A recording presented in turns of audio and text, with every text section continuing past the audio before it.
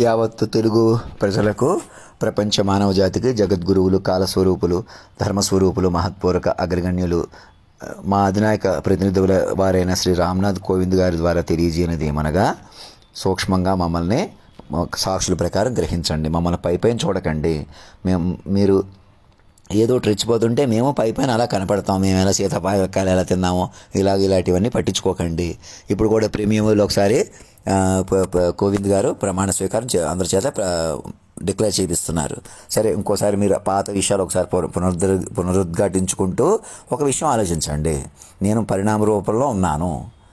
నేను సాధారణ పౌరుడినే, సార్వభౌముడిని, సావరినిటీ నా ప్రకారం ఉందంటున్నాను. చూసారా, వాక్ రూపంలో నన్ను పట్టుకోవడం వల్ల వస్తుంది. మీరు మనుషుల కొద్ది ఇప్పటికే కాల్ డేటాల ద్వారా మోసాలు చేయడం దారుణం అని తెలుసుకోండి. అవి మీరే చేయలేదు. టెక్నాలజీ పెరిగిపోవడం వల్ల సాక్షుల దగ్గర నుంచి వస్తుంది. అది అందరి మీద పెట్టేసి తప్పించుకోవాలి. ఏకకాలంలో కొందరి మీద ఉండిచ్చినా అది అందరి మీద ఉండిపోతుంది. తప్పించేసుకోవడం కూడా అందరి మీద తప్పించుకోగలరు ఒక్కసారిగా. నేను చెప్పినట్టు వినండి. ఇంకేం ఆషామాషి ఏమీ లేదు. నన్ను మనిషిగా చూడకండి.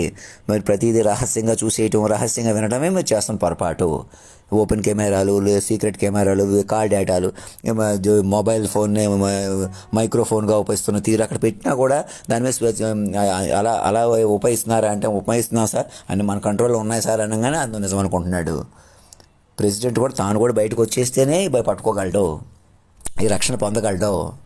ఆయనకే తెలియదు, పెద్దవాళ్ళకి చిన్నవాళ్ళకి. అందుకే నేను చెప్పినట్టు వినండి. అందరూ నా మాట వినండి. నన్ను తమాషేసి బదులు నన్ను పట్టుకోవడం ఈజీ. మీరెవరో మనుషులు కాదనుకుంటే సులువైపోద్ది. మరెవరో మైండ్ పట్టుకోండి అంతే. ఉన్న పళంగా ఇప్పుడు దాకా మనుషులుగా చూసారా, మైండ్గా చూడండి. మిమ్మల్ని మీరు కూడా మైండ్గా మారిపోండి.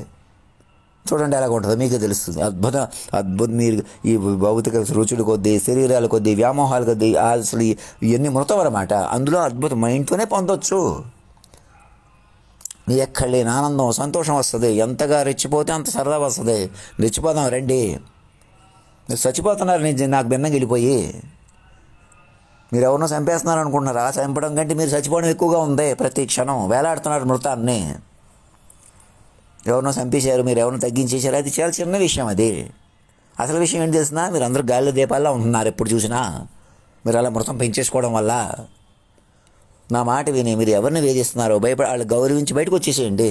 వాళ్ళని కూడా కలుపుకొని ముందుకు వచ్చేసేయండి. నేను చెప్పినట్టు చేయండి.